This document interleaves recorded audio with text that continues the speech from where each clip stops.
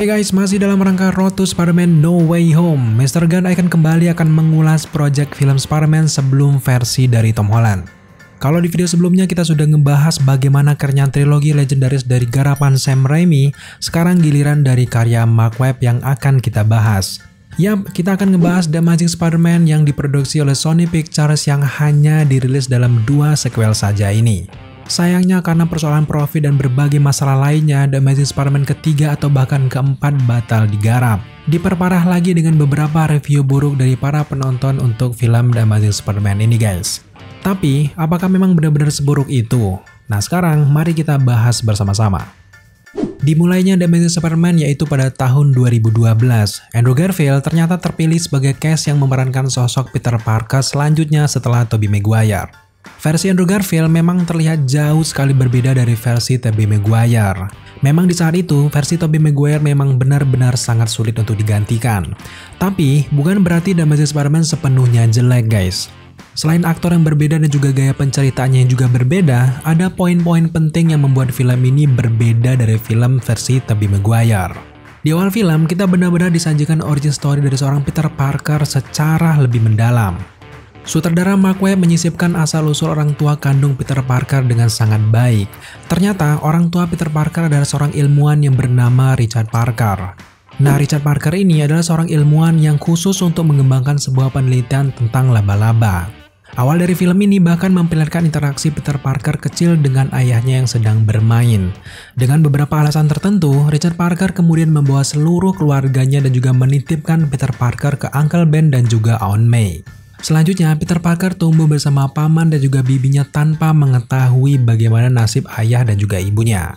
Tentu, penggambaran backstory mengenai orang tua dari Peter Parker bukan hanya sekedar pemanis saja. Nantinya, adegan awal ini akan menjadi kunci dari keseluruhan filmnya.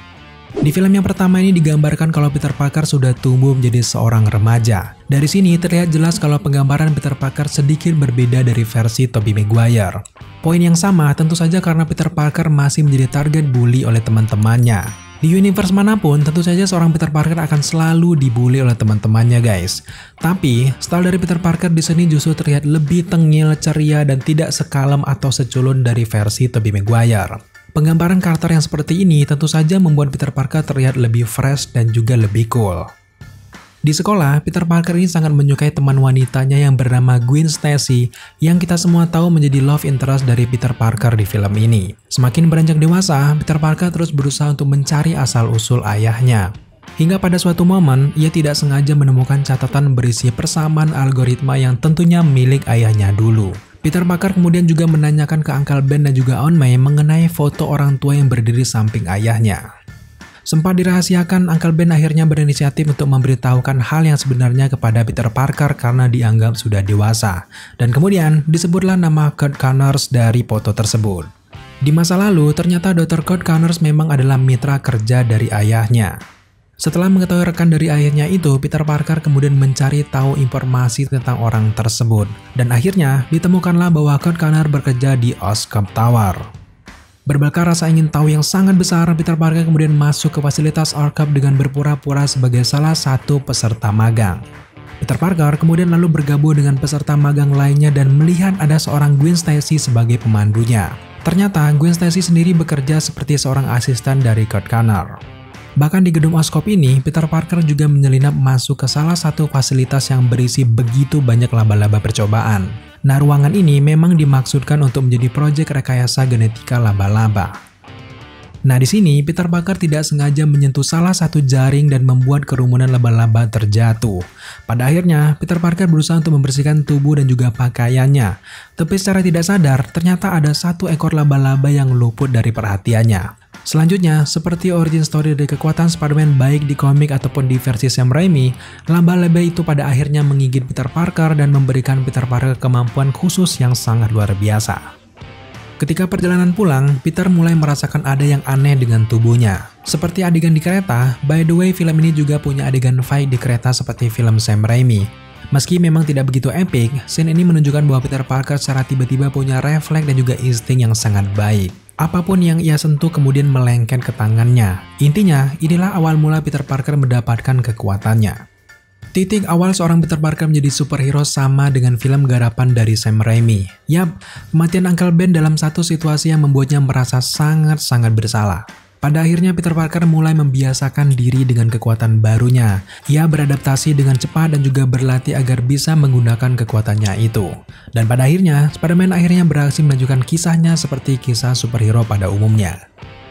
Villain pertama yang dihadapi oleh Peter Parker versi The Amazing Spider-Man ini tentu saja The Lizard.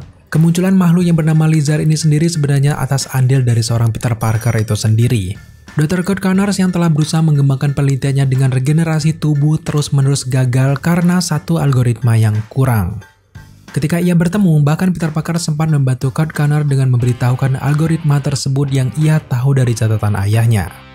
Penelitian dari seorang Dr. Connors sendiri dimaksudkan untuk meregenerasikan tangannya. Pada akhirnya memang Dr. Connors berhasil membuat semacam serum, tapi justru mengubahnya menjadi seorang The Lizard. Ketika berubah menjadi The Lizard seutuhnya, ia kemudian meneror kota karena ingin semua orang seperti dirinya. Dari sinilah Spider-Man dan juga The Lizard memulai konfliknya guys. Di dalam prosesnya, di film ini diceritakan kalau Spider-Man bekerja sama dengan Kapten Stacy, seorang polisi yang merupakan ayah dari Gwen Stacy. The Lizard kemudian berhasil dihentikan, namun lagi-lagi aksi itu menelan banyak sekali korban. Ayah dari Gwen Stacy akhirnya tewas dalam pertarungan tersebut. Sebelum meninggal, Kapten Stacy kemudian meminta Peter Parker untuk menjauhi Gwen Stacy karena tidak mau anaknya dalam bahaya seperti dirinya. Dan ya, film pertama dari The Amazing Spider-Man pun berakhir. The Amazing Spider-Man kedua dirilis 2 tahun setelahnya.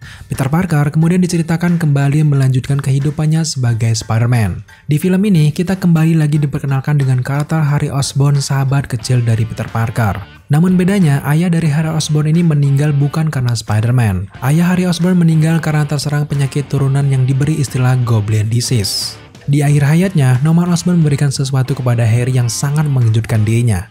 Tentu saja, Harry juga mengidap penyakit yang sama. Singkatnya, seorang Harry Osborn kemudian menggantikan ayahnya menjadi CEO dari Oscorp. Harry kemudian mengetahui bahwa darah laba-laba khusus bisa menyembuhkan penyakitnya itu.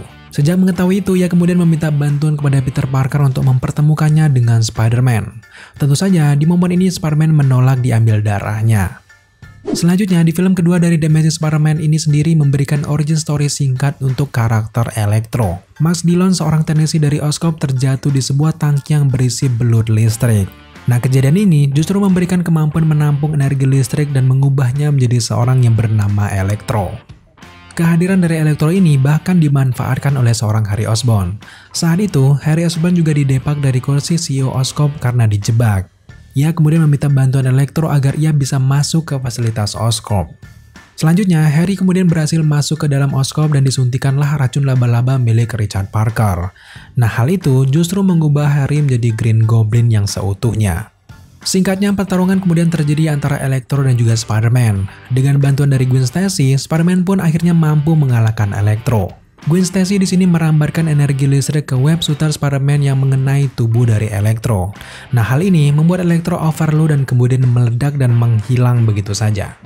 Di satu sisi, Harry yang dendam dengan Spider-Man datang untuk menculik Gwen Stacy. Dan disinilah pertarungan epik terjadi antara dua sahabat ini.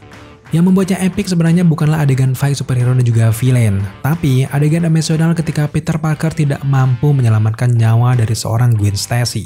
Kematian dari Gwen Stacy membuat Peter Parker absen selama 5 bulan sebagai superhero ataupun sebagai Spider-Man.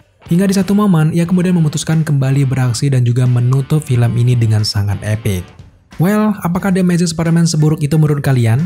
Tuliskan pendapat kalian di kolom komentar di bawah. Secara keseluruhan, ada alasan kenapa harus ada kata amazing di judulnya. Alasan pertama, backstory orang tua Peter yang tidak digarap oleh Sam Raimi. Bahkan, bukan sekedar backstory, penjelasan siapa orang tua Peter Parker justru menjadi kunci dari keseluruhan cerita dari The Amazing Spider-Man ini. Alasan selanjutnya, tentu saja karakter Peter Parker lebih tengil dan juga lebih cool di film ini. Pribadi seperti ini terlihat cukup segar dan memberikan kesan yang menyenangkan daripada versi Tobey Maguire. Pemilihan aktor Andrew Garfield sebagai cast juga sangat tepat menurut kita. Dari segi looks hingga ke style dari Andrew Garfield sendiri memang sangat membantu membangun karakter Peter Parker yang tidak selalu dramatis sepanjang filmnya. Meskipun Peter Parker digambarkan dengan karakter tengil dan juga selengean, tapi tetap saja Andrew Garfield memberikan kesan emosional yang sangat keren ketika Uncle Ben tewas di film The Amazing Spider-Man ini.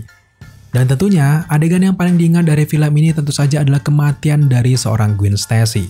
Menurut kita, proses tewasnya Gwen Stacy ini adalah adegan terbaik dan paling masuk akal dari seluruh cerita Spider-Man. Seorang Emma Stone dan juga Andrew Garfield dari sisi aktingnya terbilang sangat sukses di film ini guys. Chemistry dan juga feel yang berubah drastis dari adegan ini benar-benar sangat terasa. Bagian yang sebenarnya epic juga terjadi di ending dari The Amazing Spider-Man yang kedua. Tepatnya terjadi setelah warga kehilangan Spider-Man dan juga kota sedang diserang. Bentukan storyline seperti ini memberikan sisi humanis dari tokoh superhero. Kematian orang-orang terdekatnya tidak lantas membuat Peter Parker membabi buta. Ia bahkan seperti manusia lainnya membutuhkan waktu untuk menyembuhkan diri dari duka citanya. Istilahnya adalah semacam self-healing lah yang setelah melewati kejadian yang sangat traumatis. Nah, kedewasaan itu akhirnya diperlihatkan Peter Parker ketika dia muncul dengan cukup epik dalam melawan villain terakhir di film itu, tentu saja Rhino. Menariknya, adegan itu sengaja dibuat untuk tidak selesai dan menutup film dengan cara amazing, dan kemungkinan memang Mark Webb juga merencanakan untuk ada 3 film dari The Amazing Spider-Man ini. Tapi lagi-lagi karena banyak sekali masalah, akhirnya The Amazing Spider-Man tidak menyelesaikan triloginya. Seperti yang kita ketahui, kelanjutan dari film ini dibatalkan karena masalah profit dan review penonton. Tapi memang kita tidak bisa sepenuhnya menyalahkan sutradara dari Mark Webb. Sebenarnya pada tahun 2012 itu adalah tahun yang sangat sial. Karena apa? Karena di tahun itu juga dirilisnya film Avengers dan juga Dark Knight Rises dirilis. Kedua proyek film tersebut juga menyita masa yang sangat besar. Jadi bisa saja itu menjadi salah satu pengaruh kenapa tidak dilanjutkannya The Amazing Spider-Man yang ketiga. So sekarang bagaimana menurut kalian semuanya? Apakah kalian sudah siap untuk menikmati film Spider-Man No Way Home setelah kita ceritakan dan juga kita nostalgia dengan film dari Sam Raimi dan juga Andrew Garfield? Sejauh ini, apakah kalian masih cukup optimis bahwa Tobey Maguire dan juga Andrew Garfield akan hadir di No Way Home? Silahkan tambahkan komentar kalian di kolom komentar di bawah. Oke guys, terima kasih kalian sudah menyaksikan video ini sampai akhir dan sampai berjumpa di No Way Home ketika filmnya dirilis. Jika kalian suka dengan konten seperti ini, jangan lupa dukung kita dengan cara subscribe, like, komen, dan share, serta jangan lupa juga untuk nyalakan notifikasi agar kalian mengetahui apabila kita mengupload video setiap harinya. Thank you guys dan tetap jaga kesehatan kalian.